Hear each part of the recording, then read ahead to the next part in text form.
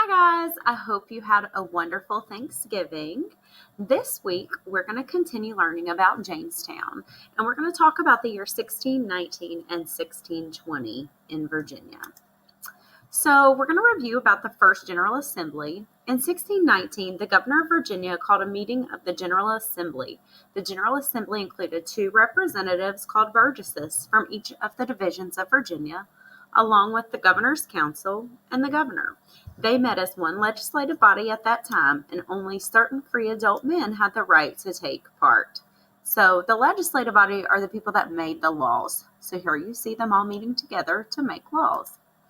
The House of Burgesses. By the 1640s, so 21 years later, the Burgesses became a separate legislative body called the House of Burgesses, and they met separate from the Governor's Council as one of the two legislative bodies of the General Assembly. So they met separate, but they still both made up the General Assembly. The General Assembly today are modern House of Delegates and the Senate of Virginia. The current General Assembly dates back to 1619 with the establishment of the General Assembly and its burgesses in Jamestown. It was the first elected legislative lawmaking body in North America.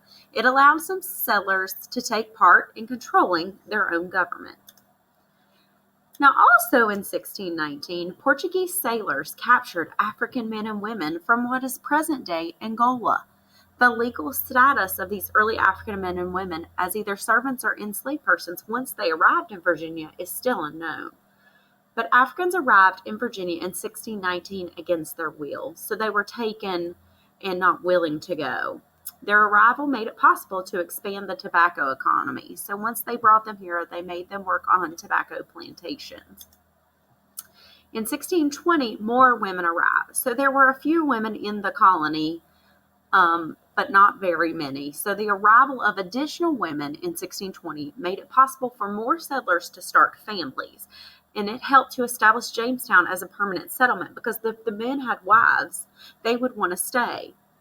So it would make the colony more permanent this way. So they were sent over on a bride ship, and their whole purpose was to come to maybe find a better life or to just get married. So they did not know the men they were marrying when they arrived, but this would make Jamestown a more permanent settlement. And we've already watched Guardians of Jamestown 1619 in the lesson, so we're going to skip that.